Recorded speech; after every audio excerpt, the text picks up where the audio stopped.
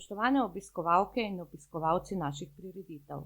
Nove razmere so močno zarezale tudi v naše delo in ker vas ne moremo povabiti v naš kulturni dom, iščemo nove poti do vas. Prepričana sem, da si je že pred mesecem dni marsikdo današnji večer rezerviral za srečanje z dr. Karlom Kržanom. Res se z njim ne moremo srečati v živo, lahko pa se povežemo, tako kot je v teh dneh pogosto, preko telefona. Zato prav lep pozdrav in dober večer na Konjski vrh. Lep pozdrav, Jana, tebi, lep pozdrav vsem, ki se sedaj družijo z nami, ki smo povezani na en drugačen način. Jaz sem te, Jana, ker se drugače tikamo, tudi kar začel tikati, ker se mi tudi zdi, da moramo biti zdaj v tem sočutju, v tej pozornosti, v tej povezanosti vsi na ti, ne? Tudi če se ne smemo na neki način rokovati, biti fizično blizu, je pa pomemben ta občutek, da smo si vendarle, čeprav nas razmere ločujejo fizično, da smo si pa vendarle domači, da smo notranji povezani, da tudi če smo se prej vikali, lahko postanemo zdaj na ti, ker je to tista bližina, ki nas po svoje tudi krepi, umirja, daje občutek, nismo sami, vezi tečejo naprej, ne samo površno, ampak tudi s temi notranjimi dimenzijami in seveda tudi s temi pripomočki, kot jih omogoča tale komunikacija preko teh naprav, ki nas vežejo. Tako, da ostajava kar na ti, tako kot sva običajno. In za začetek eno vprašanje, kako poteka te dni življenje v Zgornji Savinjski dolini? Ja, mislim, da tako kot drugod, ne, s potrebno pozornostjo, ki nam jo naročajo, na katero nas opozarjajo, s tistimi varovali, ki so pač potrebna, da ne pride do prenosa okužb, ne, tako je rekel Slavoj Žižek, da nas ne bi ta virus uporabil kot fotokopirni stroj, ne, s katerim se množi. Po drugi strani pa vidim, da ljudje zelo iščejo to, kar pa jim vendarle v teh dneh svetli misel in pa počutje, ne pustijo se ti, s katerimi sem povezan, ne pustijo se speljati v neko paniko, v neko zbeganost. Ne. Verjamem, da je v vseh nas zdaj prebojen določen strah, določena nelagodnost. Ampak ta strah mora biti rešilen, dejansko nas mora voditi k temu, da res upoštevamo ta priporočila, da ne pride do širjenja virusa, ne sme pa ta strah postati zbeganost, ne? Nelagodnost, panika, to pa ni koristno, ne? Ker pravijo, ne, da je treba zdaj skrbeti za higieno rok, ne? Sam bi rekel, da je treba skrbeti tudi za higieno misli, za higieno čustev, ne? Da je treba spirati iz misli vse tisto, kar bi nas lahko na nek način spravilo v tesnobna počutja, v tisto nelagodje, ki ni dobro, ne. Bilo lepo, ko sem bral pri Sani Rozman, da so misli povezane z delovanjem imunskega sistema, ne, in treba je torej čistiti ne le roke, ampak tudi misli, čustva, uporabljati vse tisto, kar nas svetli, kar nas notranje krepi, kar nas dela dejansko močne. In ko govorimo, ne, da je potrebna ta distanca od oseb, potrebna je tudi neka zdrava distanca, da ne pademo noter samo v paniko in pa v zbeganost. Ne. Potrebna je ta distanca, da ne poslušamo recimo na pol ure poročil, ampak da dejansko nam zadostuje, da poslušamo poročila enkrat, dvakrat na dan, si pa privoščimo vmes vse tisto, kar nas dejansko krepi. Zdaj bom zakašljal, ampak to ni od koronavirusa, ampak se moram odkašljati zaradi prehlada. Brez panike, tudi preko elektronskih naprav se to ne prenaša. Ja. Ampak mogoče res tisto eno vprašanje, kljub temu, da večkrat praviš, da živiš puščavniško življenje, na tisti tvoji jasi med gozdovi, se je tudi tebi življenje v teh dneh zelo spremenilo. Odpadle so tvoje poti po Sloveniji na predavanja, pogovore, odpadla so osebna srečanja z ljudmi.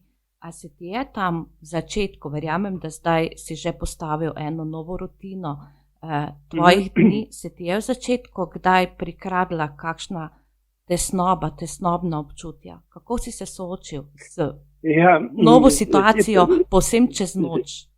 Ja, zdaj mnogo bolj razumem recimo te meniške redove, recimo kartuzijane, cistercijane, mogoče pri ženskah klarise, karmeličanke.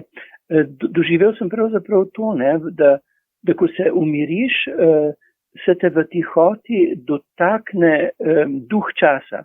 Bolj zaznaš, to veste, tista notranja povezanost, vsi smo eno, ne, to nenazadnje ugotavlja tudi kvantna fizika, gre za to globinsko povezanost, in ko si v tihoti, v miru, v duhovni spokojnosti, na nek način se zaleze vate utrip, ki je v zraku, kot rečemo, ne.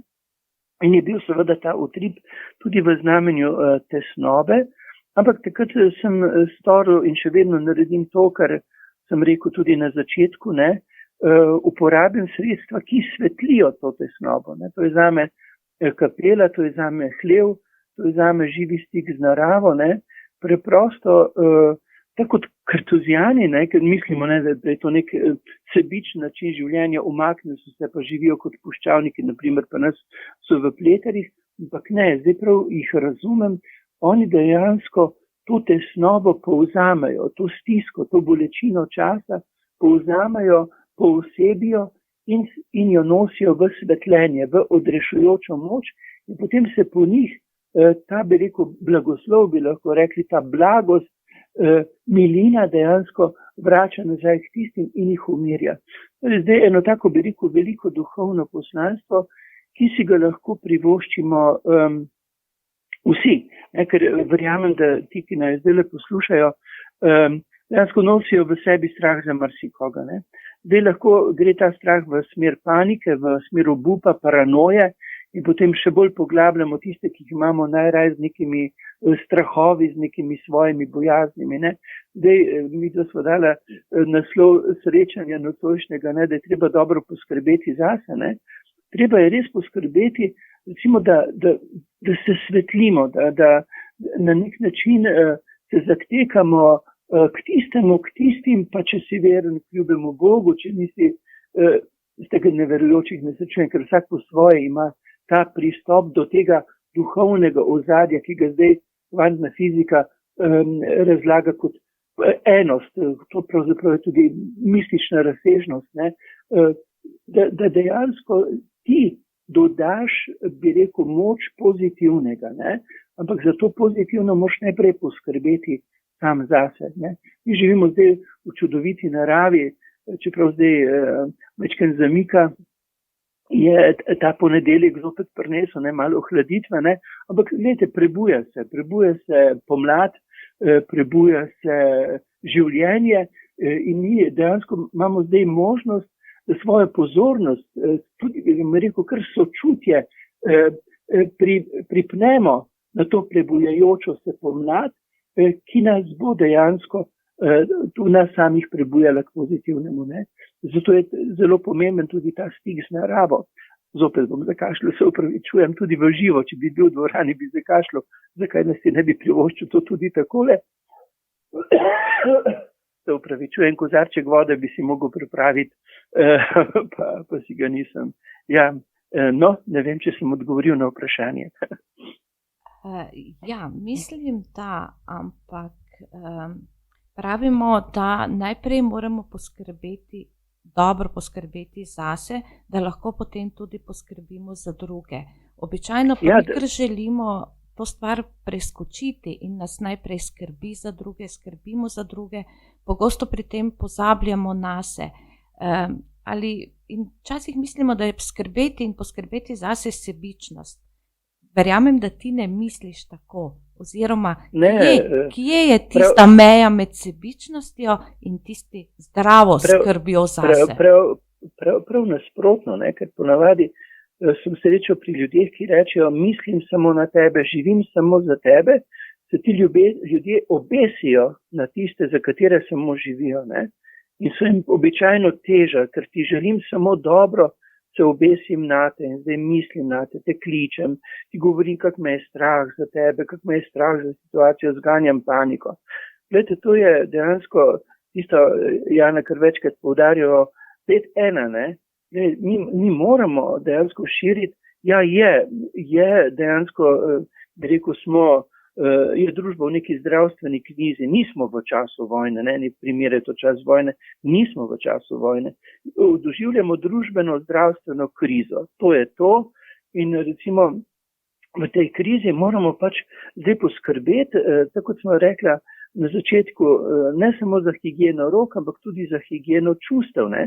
Kajti veste, mi se ne dotaknemo bližnjih samo z umazanimi roke, ampak se jih lahko dotaknemo tudi z umazanimi, zapacanimi, prestrašenimi, zatemnjenimi mislimi, ne. Vsak mora poskrbeti zase, ne, in tu je potrebna, bi rekel, tista v narekovajih navidezna sebičnost, ne, ko si vzamem čas zase, ko si vzamem čas za to, kar me ukrepi, kar me svetli, ker drugače bom obremenil svoje bližnje, ne. To je temeljna dolžnost, ne. Tudi Jezus je rekel, nazadnje je rekel, najprej je rekel, ljubi Boga, torej vseeno, kako si ga predstavljate, ne, ampak to pomeni, daj se svetliti Božjemu, svetemu, ne, in potem, ko boš notranje svetel, potem pravi, pojdi in ljubi bližnje. Ko si poskrbel zase, ne, ko si se svetlil, ko si se okrepil, potem pojdi in ljubi bližnje, ampak vendarle, kakor samega sebe, to pomeni v spoštljivosti, v pravičnosti in pa v odgovornosti. Pogosto pomislim v tej situaciji, ne, kako recimo primerjava za tistimi, ki se utapljajo. Ne. Odrasel človek lahko reši utapljajočega se otroka, ne. Ampak odrasel človek zelo težko reši utapljajočega se odraslega, ne, ker je prevelika teža, preveč ga potisne v paniki v vodo, ne. Zato, ne, mi moramo seveda biti zelo pozorni do strahov, do nelagodnosti, ki se prebujajo v otrocih. In tu smo mi odrasli tista velika moč, velika opora, to zmoremo.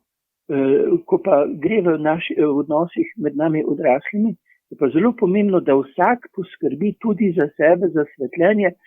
Bilo bi zelo neprimerno, recimo, da bi poslušal 10 poročil na dan, ne, in potem z tistimi strahovi, s tistimi samo groznimi novicami dejansko prihajajo k bližnjim. Ne.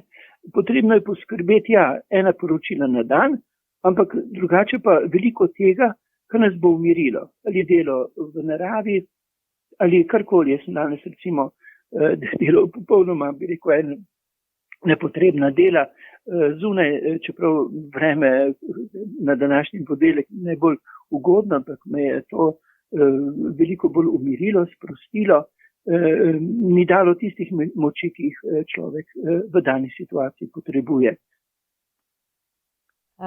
Ta čas postavlja pred nas mnoge izzive. Kateri se zdijo tebi tisti največji izzivi? In kako se bo mogoče spremenilo naše življenje, podoba našega sveta?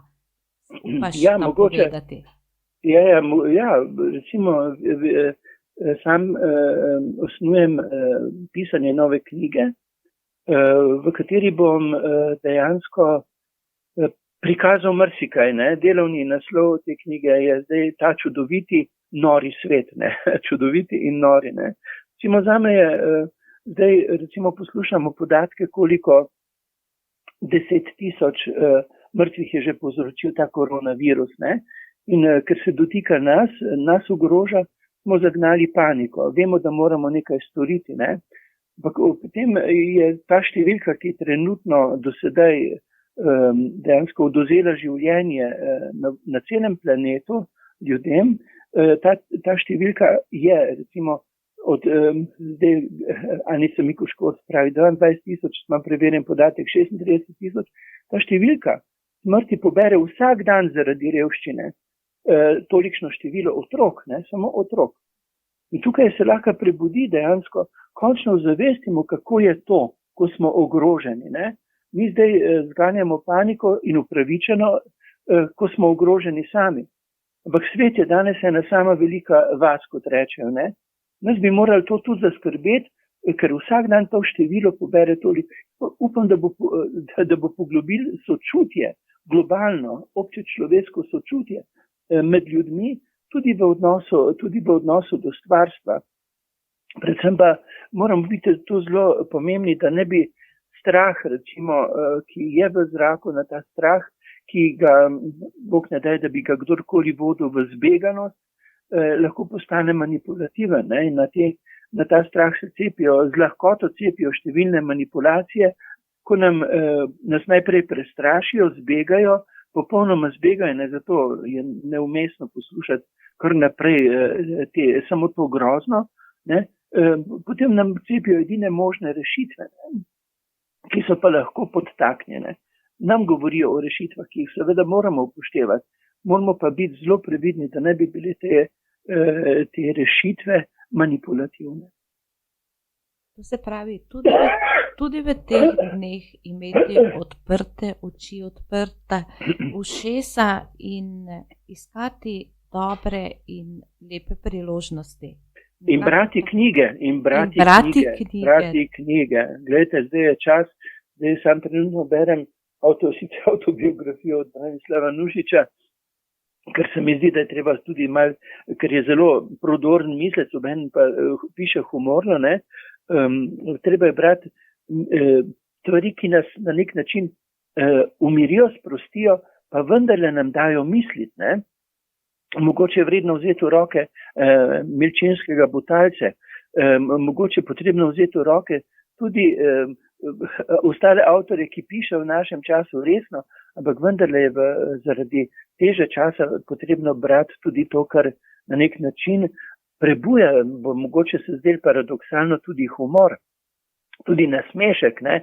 Da ne jemljemo vse tako grozno resno, ampak da jemljemo resno, ampak odgovorno resno in pa resno v smeri prebujanja nove kvalitete življenja, ne?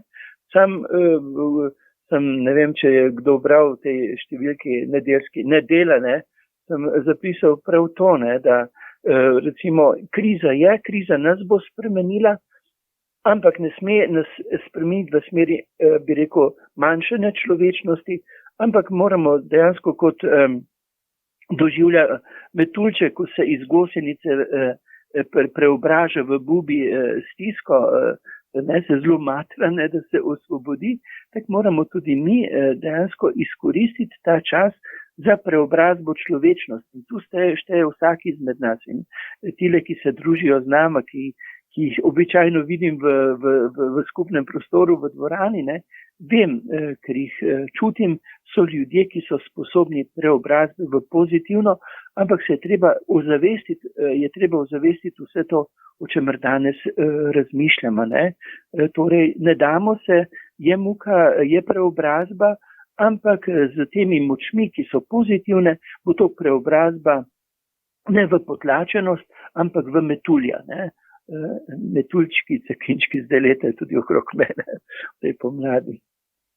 Tako, mogoče je to tisto, s čimer lahko zaključiva današnji pogovor.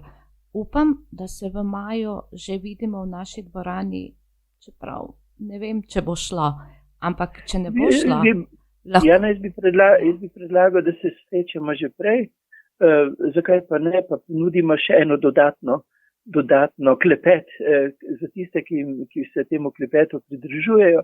Povabim te,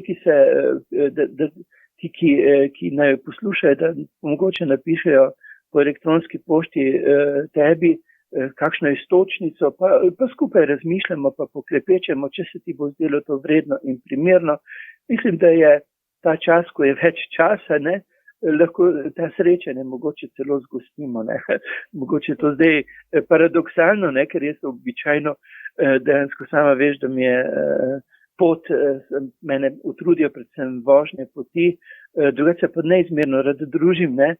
Zdaj bi pa kar pogrešal, če se ne bi še kdaj srečali, pa si skuhamo mogoče vsak za sebe kavico ali pa čaj, pa imamo tole ob sebi, jaz si danes nisem kavice pripravil, si jo prihodnici, pa tudi večerje, ne.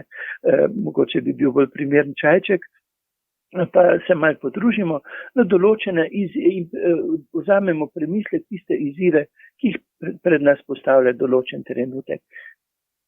Tako, super izziv, zagotovo sprejmemo in izziv tudi za vas, vse, ki nas poslušate.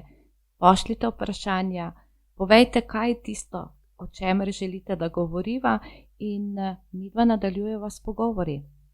Tako se jih veselim naprej. Jaz za danes pa pozdravljam Jana tebe in seveda slehernika, ki je bil v najini družbi. Čeprav se ne vidimo, se pa zaznavamo. Naj vam bo čas naklonjen, bodite zdravi, notranje svetli in pa zadovoljni. In naj to, Bog daj, da bi to znali seveda potem deliti tudi med seboj. To pozitivno naravnanost, ki je v času križe še posebej pomembna.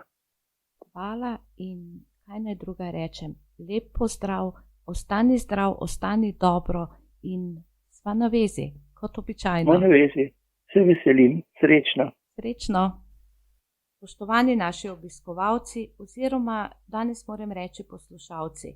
Pater Karel se je poslovil in jaz sem se odločila, da sprejmem njegovo ponudbo oziroma izziv. Z vami bova tako odslej vsak ponedeljek ob 18. z novimi razmišljanji, z novimi temami in vabim vas, da nam pošljete svoje mnenja, ideje, vprašanja, na katere želite odgovore in upamo, da bomo tako lažje skupaj preživeli ta čas.